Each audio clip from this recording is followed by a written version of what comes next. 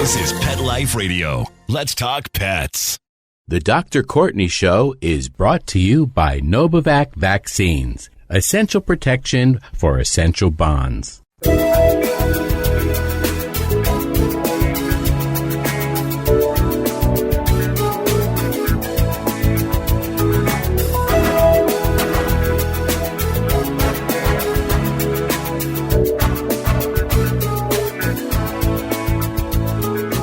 Hi, welcome to the DrCourtney Show. I'm Dr. Courtney Campbell, veterinarian and host of Pet Talk on Nat Geo Wild. I just want to send a big thank you to all of you who are regular listeners, and for those of you who are actually tuning in for the very first time. I mean, this is a podcast where we get to laugh, love, and learn all about pets. So I'm pumped. We've got a big one today. We've got an exciting guest who's essentially a guru when it comes to the pet boarding industry. And we're also covering some recent news as well. I want to dive right in. But before we do that, I want to be sure to let everyone out there know how they can get in contact with me. If you have any questions, thoughts, or topic discussions, you can reach me at DrCourtney DVM on Twitter or Instagram. Questions with positivity and love will always get answered with priority, but not exclusivity. So we will answer everything. So now that that's out of the way, without any further delay, let's get right into it. As you can imagine, I am so animated this morning because we've got a big guest. If you're one of the millions of pet parents out there who look at your pet as your little baby girl, little baby boy, then you know the feeling you get when you leave him at home or her at home. You know, your stomach twists and knots a little bit. You get a little bit concerned. And we all have to do it because the majority of us work outside the house. So we're either leaving our pet at home or we're leaving our pet with someone that we hopefully love and trust so that they can be socialized. So essentially every workday can be nerve-wracking, and it can kind of make you never want to leave your pet alone. It's a big decision. And if you can relate, it's because, you know, it's for good reason. Like over $5 billion is spent on the pet boarding industry every year. And listen, some daycare centers have excellent personnel who are CPR certified, and there are others who are understaffed, you know, and they can't watch your baby like you need them to. So today we hope to answer the question, how do you know if you're picking the right daycare, the correct daycare? And today I've got a real powerhouse in the pet boarding and daycare industry, and she's going to join us right after these messages. Sit, stay. We'll be right back after a short pause. Well, 4 to be exact.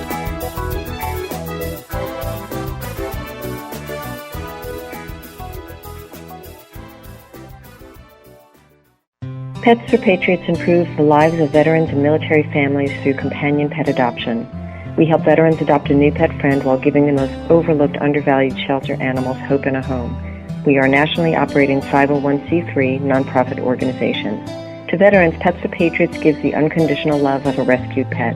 Our program helps veterans coping with PTSD, depression, and other invisible wounds, men and women transitioning from military to civilian life, those who are separating from loved ones through deployment, and veterans living with loneliness. We're proud to serve veterans from World War II to those currently in service from all branches of the armed forces. The animals saved through our work are those who face the greatest risk of death or long-term homelessness, adults and special needs dogs and cats, and large breed dogs. Our program gives these wonderful creatures a second chance at life. To learn more and get involved, please visit us at petsforpatriots.org.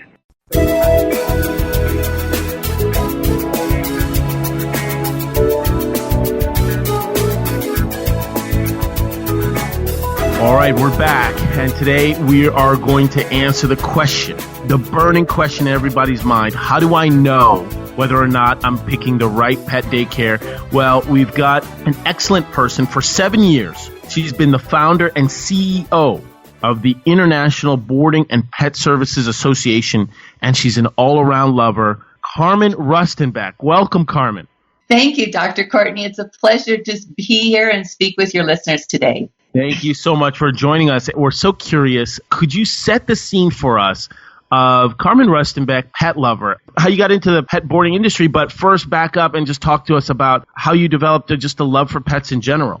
Well, actually, it was a long time in development. I was actually scared of dogs as a child. Aww. And would make my way to work as far away from a dog or a cat as I could. I'm not really sure what caused that fear. So right in my teenage years, my dad brought home a little puppy Labrador, and that started my love of dogs. And as I grew to get emotionally attached to that dog, his name is Rowdy. And so Rowdy and I sort of worked out our relationship, and he set the stage for later pets that would come into my life. So I married a military man, and we traveled the world. So it was sort of difficult to have a pet when you're packing up and moving every 3 years, and you don't know whether you're going to be in the States or you're going to go overseas. So I just sort of adopted pets from other people. I just sort of played with their dogs and cats and had fun with that. Then finally we came back stateside to Illinois, and I'd always wanted a chocolate lab. Well, a farmer and his wife went away to celebrate their 25th anniversary. When they came back, their female was pregnant with chocolate labs, Chesapeake Bay Retriever. So I went and picked the quietest one. You just couldn't resist. Couldn't resist him, got him at 6 weeks, and that love for that dog. And he traveled with me everywhere. Everywhere I went, he traveled. And so that just really solidified my love for the pet world. And so that's how I sort of came along to the dog world, if we could say that at least. And then we retired from the military and we settled in Colorado. And when I got there, I met the founder for American Boarding and Kennel Association. And he had developed all the education program for the industry and had been doing it for 40 years. Wow. So that's how I ended up where I am today. That's incredible. Listen, there's something to be said about that kind of therapy. I don't know the name of it, where if you have a fear, you just jump right into it. You said you had a little bit of a fear for dogs and just jumped right into it. That's incredible. Listen, there's people out there who are just as scared, as scared about leaving their pet alone. And I wouldn't recommend that they just jump right into it. They probably should do their research first. Are there any keys to selecting a good boarding facility? There are. And we have a full list on our website, ibpsa.com, but I'm going to touch on just a few highlights for I'm so sorry, Carmen, before you do that, you just mentioned IBPSA. That's such an excellent point you just brought up. I don't want to interrupt you. Just for all of our listeners out there, could you talk a little bit about just founding the IBPSA, what that means, and then we'll blend that right into boarding, because I think that's really important to emphasize. Yeah, absolutely. So when I came into the industry, like I said, I met a founder of American Boarding Kennel Association, and that association, unfortunately, was not able to handle the economic downturn that came 10 years ago. And so they had to file bankruptcy. So I saw a need in the industry for education for pet care service providers. Excellent. And education for their small businesses. And so I founded International Boarding and Pet Services Association, and I expanded it from just boarding facilities to any non-veterinarian pet care service provider. So dog walkers, pet sitters, groomers, even those who do massage therapy with pets, and of course, boarding facilities. So we started providing education curriculum for them on how to deal with pets in a pet sitting environment. And we cover 5 different species. We do canine, feline, avian. We have ferret, rabbit, and hamster. So we try to be as well-rounded as we can on understanding those species, their personalities, and the best care in a boarding or a pet sitting environment for them. So that's how I sort of developed International Boarding. It's been a lovely challenge. And the industry that I work in, they're a very caring group of people, and they want to provide the best care for pets. And so I get to sort of help them do that. And so it's a joy for me to do so. It's incredible. Some of the services and industries that IBPSA helps and educates also blend into some of the options that people have in terms of having their pet supervised. And if you're uncomfortable about having your pet at a daycare center or a boarding facility, are there some options that if somebody expresses that concern to you, are there options that you discuss with them? Yes, there are. So I am all for whatever is best for the care of the pet. So let's say you have a pet that's older, maybe 7, 8, or 9 years old, and they don't do so well in a boarding or a doggy daycare environment, but they do well at home on their own. And you just need somebody who can come in throughout the day, check on them, maybe take them for a walk, or maybe even spend the night. Pet sitting is a great option for that kind of a pet. Maybe you also have a pet that's a little aggressive around other dogs, and so there's a little stress that's involved with that.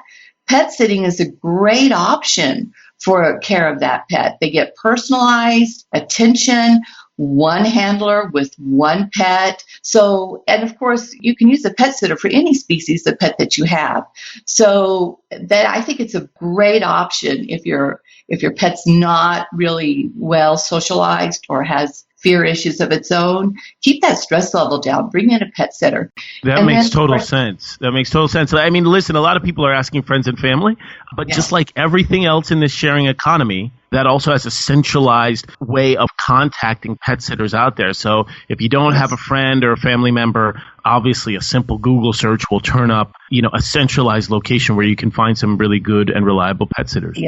Yes, and the thing that we stress at IBPSA is that there's a certification program for every type of pet service out there. So if you're going to hire a pet sitter, find out where their certification program is from. There's a Pet Sitters International, PSI for short. They have a directory where you can find certified pet sitters. They're trained. They also have bonding insurance. Most of them had CPR, pet CPR, and first aid. So these are the kinds of questions you want to ask when you bring a pet sitter into your home. Absolutely fascinating information. Listen, there's so many listeners out there, including myself just right now, who our minds are absolutely blown right now, just from the fact of, not that there's certification for everything. We know that part. That's wonderful. But just the fact that there is a Pet Sitter International certification, that's so beautiful, because although it doesn't guarantee that everything's going to be great, it does give you that peace of mind. So thank you so much for letting everybody know that that's out there. That's a resource that's out there. Yep, absolutely. And then on the boarding side, let's say you want to find a boarding facility for your pet. Again, no matter what the species is, there's usually a boarding facility out there to take care of your pet. The first thing I always tell the pet parent is call the facility and schedule an appointment for just you as the pet parent to go to the facility. Don't bring the pet with you. This is a human-to-human interview. You want to go to the facility. You want to meet the people. You want to walk the facility. You want to get a feel for the place. Does it smell good? Does it look good? Are the people friendly? As you walk through the facility, are the pets in their care? Do they seem happy and relaxed, or do you see a lot of stressed animals? So that's the first thing you want to do when you're selecting a boarding facility. And then schedule another appointment where you bring your pet in. Especially if you're going to use a doggy daycare situation during the day for your pet, you're going to let them socialize with other dogs. There's going to be very specific questions you're going to ask. Have they had specific doggy daycare training? And while the dogs are playing together, are there two people in the enclosure with the dogs? And then how do they separate the dogs? Do they separate them by size? Do they separate them by personality or how heavy they play? Some dogs are big body slammers. And so you have to be sort of careful when you mix the dogs together that you've got correct personality traits and sizes together. So you're going to ask all those questions, and you're going to want to see that in action. And then on the other side, the facility is going to want to see how your dog is going to interact. So they're going to do a little interview of their own. Also, when you do this second interview with your pet, you're going to want to watch your pet and make sure that your pet is enjoying it, that they're not showing signs of stress, that they don't want to be there, they're cowering. Make sure that the pet has a good feel for that you like your pet's responses that seem to be going along. This is great. This is going to be fun. I'm glad to be here, Mom. Let me out of here. So Let me go play. So that's what you're sort of looking for. So you're doing the interview with the facility with your pet. You're watching your pet. You're watching the interaction with your pet and the caregiver. And then usually they finish their little interview of your pet. They do a little test run in the daycare. And then they usually set you up now for when you want to board. The other thing you want to do that I sort of missed on your first interview is you want to talk to them about the contract. What is the contract for me to bring my pet here? Do you have emergency plans? If something goes wrong in the facility, what do those look like? If something happens to my pet in your care, what is your procedures to notify me or to get my pet to a veterinarian? And then what are the requirements for shots and other things like infectious diseases? Now, Dr. Courtney, you and I know that infectious diseases is a very challenging thing because some people don't like to give their pet shots. There's this negativity about giving your pet shots. But I have to say, when you come home with what's traditionally called canine cough, most people would know this kennel cough, or the new canine influenza. The canine influenza is very detrimental to pets, and it's very difficult to deal with. So I'm very much for making sure that you have proper immunizations for your pet and making sure that the facility knows what they're doing, how they're cleaning, how often do they clean. If your pet is in an enclosure by itself and defecates, how often do they clean? Do they get that right away when they're walking by? Are they checking for water? Are they checking that the pet is okay? So you're asking those questions as you're doing those interviews. I know that I hope that people get a chance to I'll be honest, just hit rewind so that they can listen to all of this knowledge that you dropped. I mean, listen, seriously, it's so excellent just to hear you go through stepwise and an algorithmic approach, just thinking about everything, crossing all of your T's, dotting your I's, starting out with scheduling an appointment without your pet. I love that idea because there's no obligation, right? So if you show up with your pet and let's say you need to catch that flight in a couple hours, there's a little bit of an obligation. You're like, this is the final stop. I love that idea of coming back as a second appointment and then with your pet and looking for a 2-person requirement. And the people listening right now, 2-person requirement in terms of being around, your dogs at all times. Of course, looking at your dog. And that's what I think is really, really important about this situation. We're always looking at how should we interview the kennel or boarding facility. But we also have to look at our dog, our pet. Are they stressed? And then, of course, infectious disease. I'm a big proponent of obviously protecting infectious disease because it's about everybody's health, right? It's not just about their pet. It's about everybody's health. Yes, that's correct. And Dr. Courtney, I'm paying attention to your dog. We always say that the pet never lies. They don't know how to lie. So if they're stressed or they're unhappy, they're going to let you know that they're under stress and they're unhappy. And really, no matter how great a facility is, if your pet response is not positive, it can be the best facility in the world. It's just not the right facility for your pet. And it's okay to say, this isn't going to work for us. The pet never lies. I'm going to use that for the rest of the week here. I'm going to steal that quote. There's some people listening right now saying, I've been thinking a lot about possibly bringing my dog to a daycare facility. But number one, I don't know the difference between daycare versus boarding facility for my pet. And then 2, what do dogs actually do at daycare? Is it even worth bringing my dog in? What's your opinion? So to separate the difference, so you can board, and boarding is usually overnight. There are some facilities that board and they don't provide the daycare option. So that means that your dog is in an enclosure, except to be let out to go walk and take care of business. And then sometimes they have individual one-on-one play times. But in a daycare situation, if you're doing overnight boarding and they offer daycare, that means your dog is in an enclosure overnight by themselves, and then they're put out into a daycare group to play during the day. So they get time to socialize and interact. Now, in a daycare group, ideally what you want to see happening, again, is 2 people in the group with the dogs, and they're interacting with the dogs. They're actually training, they're playing, they're letting the dogs have some free time, but they're also very much interacting with the dog and teaching them proper socialization behaviors. And usually we now recommend that every daycare gives some downtime in the middle of the day. So I take my dog Java to a daycare facility that never uses enclosures. So traditionally it's called cage free, but basically the dogs are together 24/7. But between the hours of 12 and 3 o'clock every day, the lights get turned down, the classical music comes on, and all the dogs find a place to lay down and they rest between 12 and 3. And during that time frame, sounds like a little siesta. I like this. This is very European. I like it. That's right. And during that time frame, at the particular facility I board at, they do not allow dogs to be dropped off or picked up during that 12 to 3 time frame because they just want the dogs totally at rest. Well, it's really funny. Once the dogs get used to that routine, they have people that call in and say, how do I get my dog to take a nap like that does at your place? And they start laughing. We don't say, okay, it's nap time. We just turn down the lights and turn on the classical music, and you get a natural response. The dog naturally says, oh, it's time to rest. And they go and they rest. And so that kind of behavior, allowing the dog to have some time in the group, but where I'm not forced to play or another dog's not going to bother me, that's really good socialization that's happening there. So I would recommend that you ask your doggy daycare, hey, do you provide rest times throughout the day? And how do you do that? How does the dog know that it's time to rest? And so in boarding facilities also, there's a lot of boarding facilities that play music at certain times of the day and evening through the night because the dogs do respond to music.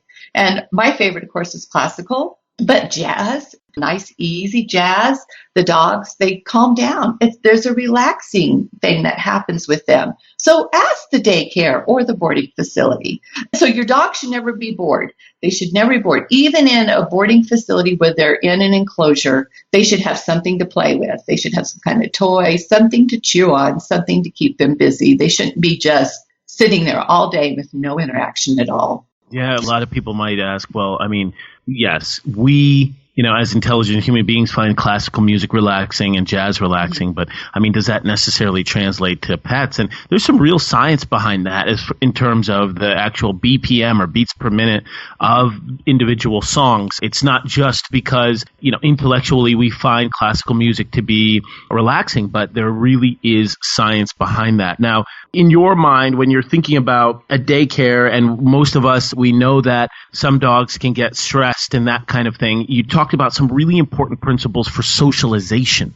When pet parents go to a daycare or boarding facility, what kinds of questions should they ask to make sure that their pet isn't going to be stressed? Or if they are stressed, are there provisions in place to help them out with that? What kinds of things should they be looking for? So they should be asking questions like, is your daycare staff trained? Are they trained in dog behavior? Excellent. Do they understand dog body language? So you're going to ask those 3 questions. Are they trained in dog daycare? Have they been trained in dog behavior? And have they been trained in dog body language? Because sometimes people misread body language between dogs. Right. So then they're going to ask if they do have a nap time or downtime. How often during the day do they do that? And then if they have a challenge between where the dogs are not getting along, how do they intervene and how do they separate them? So those are all questions. And then if they have an older dog, if we're dealing with a geriatric dog that likes the socialization, but maybe can't go for as long as a younger dog, how do they then separate that geriatric dog from the rest of the group to give it the downtime that it needs? Beautiful. And we don't want to put puppies in with adult dogs. That we don't want to do that. So we also need different kind. If you've got a puppy, and I'm going to say like 6 months, 18 months, in that time frame, you're going to ask specific questions as it relates to your puppy. Because the puppies, they can get worn out just like adult dogs can, but we don't want to put a puppy with an adult dog. We want to do that differently. So, and we'll be right back, right after these messages. We'll be right back, right after these messages. Stay tuned.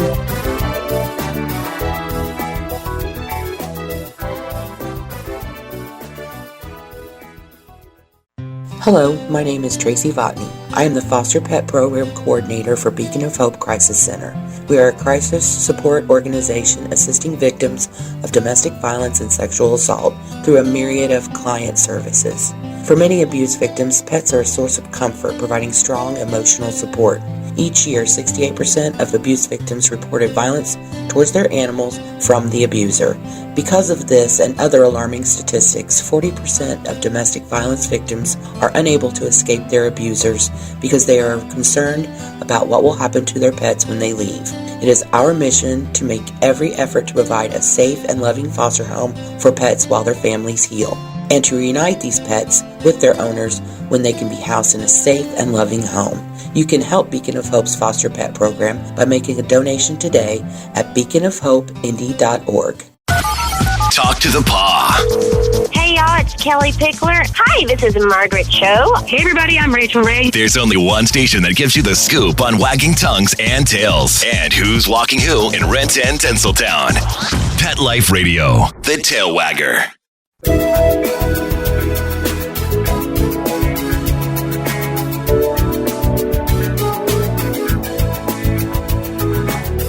And welcome back to Dr. Courtney Show. I'm Dr. Courtney Campbell. You talked about some keys for socialization. We talked about some keys for stress. Now, one component I wanted to hit too was just boredom.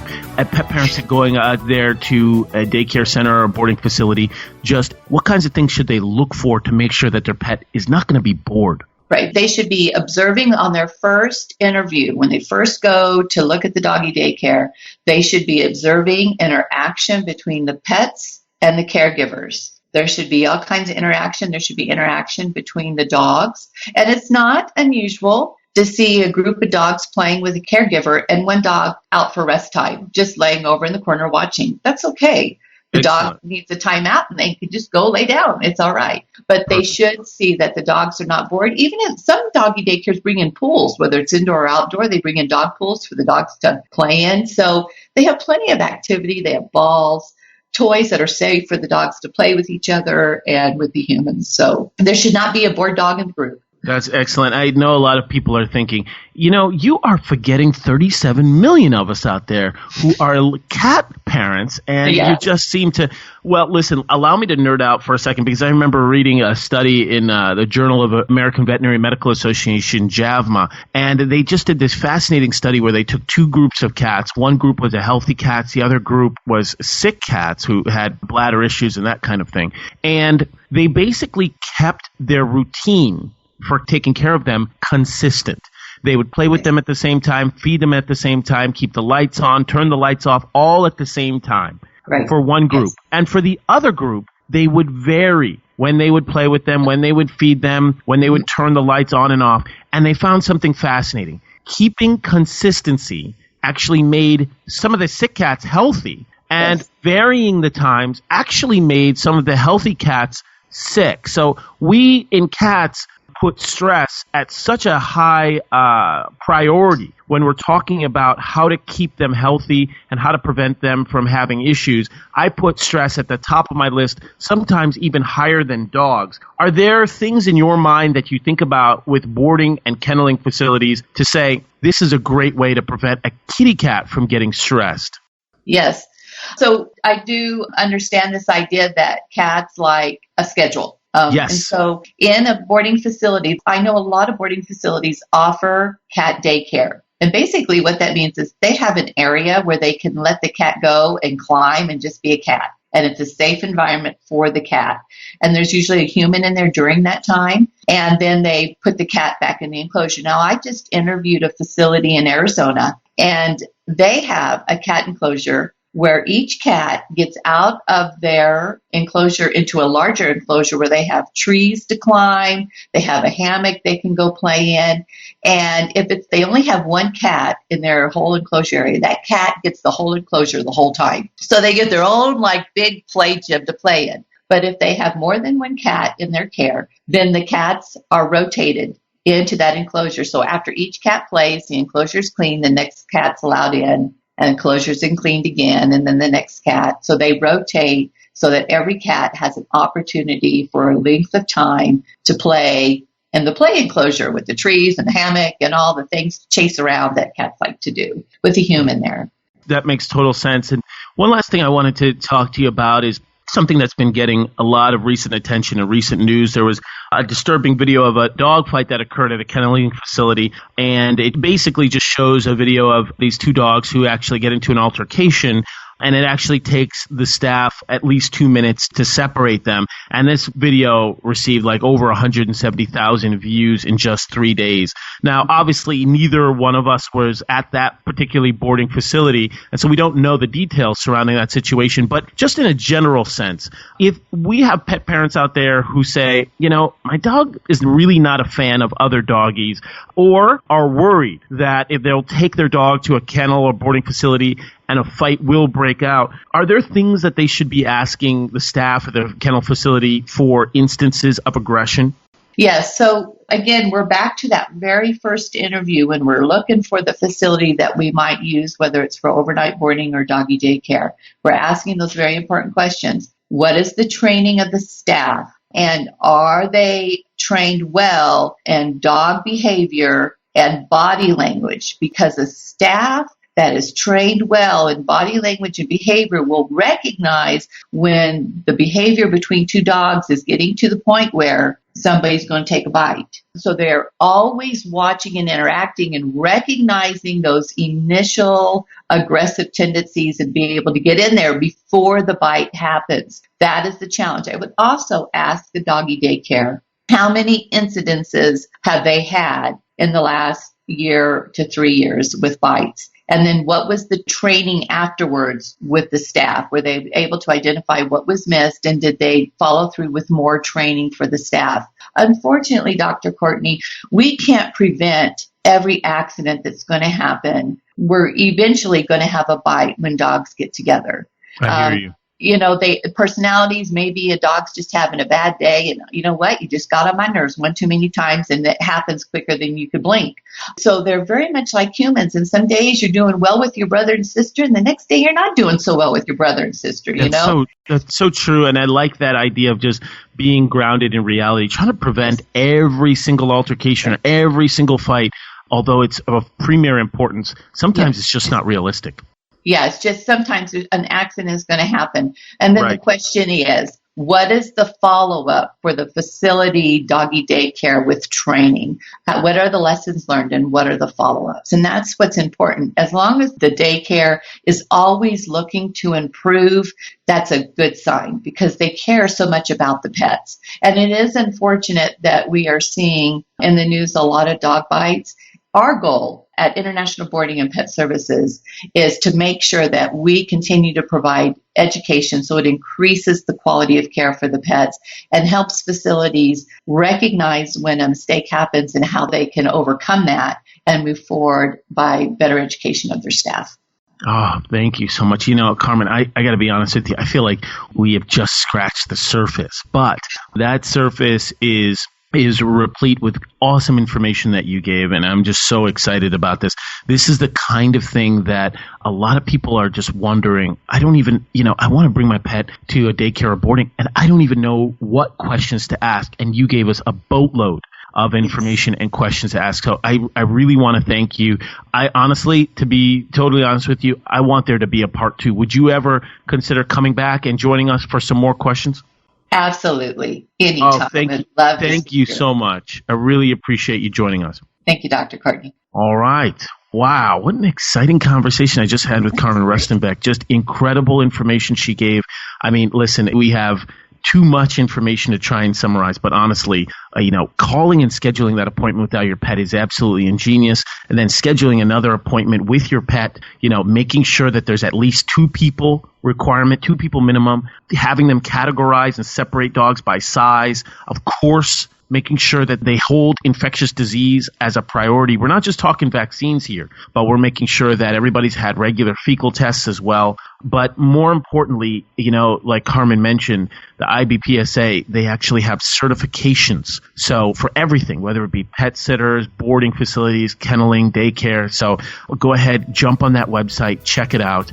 We covered a lot of information today.